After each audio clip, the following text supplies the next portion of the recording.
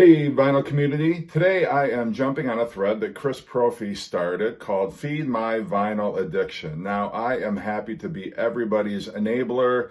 When it comes to vinyl, I have my own addiction that I have been struggling with, and I've been in recovery many unsuccessful times. I've fallen off the wagon, and I am happy to say I don't think I'm ever going to recover from my vinyl addiction, but it's a subject that is near and dear to my heart. So today I'm going to show a couple of vinyl records that I think you should add to your vinyl collection.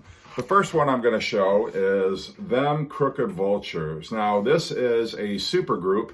It has John Paul Jones, Dave Grohl, and Jonathan Ahm. Jonathan Ahm was with the Queens of the Stone Age. Of course, John Paul Jones was with Led Zeppelin and many, many other projects. And we all know Dave Grohl was with Nirvana and with Foo Fighters and also the other myriad of projects that he's been involved in. But it's a 2-disc set, and it is really fantastic. If you like hard rock, if you like that hard, grungy Led Zeppelin, just real heavy rock, you will enjoy this album. It is very entertaining, and any fans of, heavy metal, hard rock, Foo Fighters, if you blended Foo Fighters, Led Zeppelin, Queens of the Stone Age together, it's exactly what you would expect, and definitely one you should have in your collection.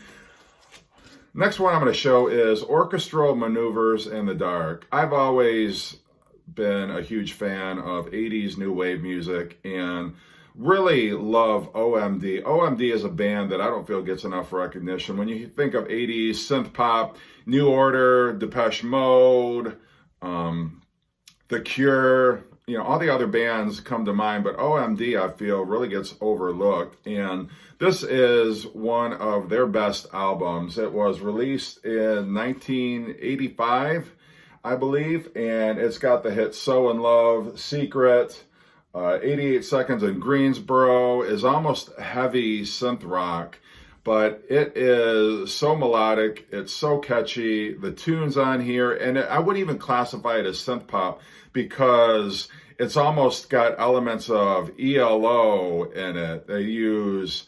Not only do they use synthesizers, but they use the choir, orchestra, heavy guitars. It's really just a very, very diverse album. Most people know OMD for the hit If You Leave, which was from the Breakfast Club soundtrack, I think. I forget if it's a Breakfast Club soundtrack or Pretty in Pink. But anyway, it's one of those, 80s soundtrack tracks that most people would recognize. They had another hit with Forever Live and Die in 1987, but they're still around, actually, still putting music out, but this was, for me, the best that they ever did in the 1980s. I'm going to go with one of my favorite 90s albums, Jeff Buckley's Grace. Jeff Buckley had a very tragically short life. He drowned in the Wolf River in Memphis, Tennessee in 1997 while he is recording the follow-up to this album. But this album is, from top to bottom, just brilliant. If you like Led Zeppelin, if you like Soundgarden, if you like just melodic, hard rock and roll, he has a voice like no other. His range was unbelievable.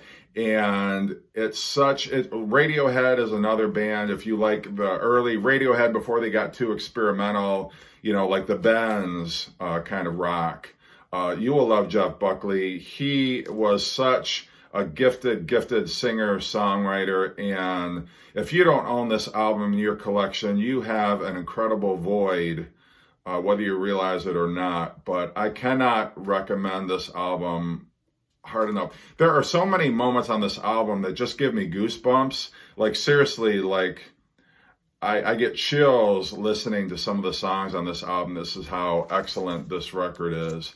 And I cannot emphasize strongly enough how much you need this album in your collection if you don't have it already. The next album I'm going to show is one from the 60s. This is The Byrds, Younger Than Yesterday, my favorite Byrds album. This is when they were really in full flower as songwriters, when everybody was contributing as a songwriter. You've got, the hit was So You Want to Be a Rock and Roll Star. Have You Seen Her Face is just a great psychedelic pop masterpiece of a song. You've got Time Between. David Crosby's Everybody's Been Burned is just a heart-aching ballad and one of the most melodic, memorable songs that he ever wrote. And there's My Back Pages, which was the Dylan cover, but it's a great, great album. It is it was released in 1967, and it really was at the beginning of, obviously, a very great year for rock and roll in 1967. But this album definitely should be part of your collection if you like psychedelic rock, if you like the Byrds, if you like it's got the beginnings of some country rock on here. With Time Between, but just an excellent, excellent album. The next one that I am going to recommend, I do not have yet. I've ordered it on Amazon, but it is Black Sabbath. It's a greatest hits, Black Sabbath, the Peter Cetera years. Of course, Peter Cetera, who used to be with Chicago, joined Black Sabbath very briefly after Ian Gillan left. Definitely softened up Black Sabbath's sound.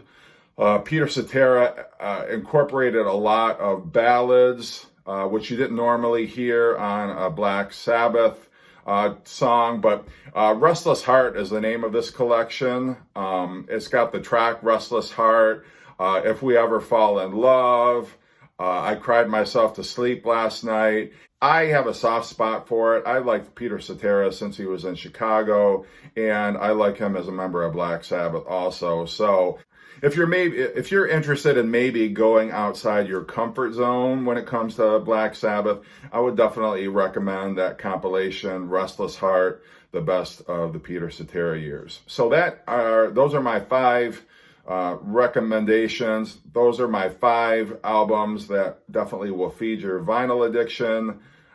Great topic, Chris. I just want to say that, Chris Propfe, if you haven't already subscribed to his channel, please make sure that you do, because he's always coming up with these awesome threads.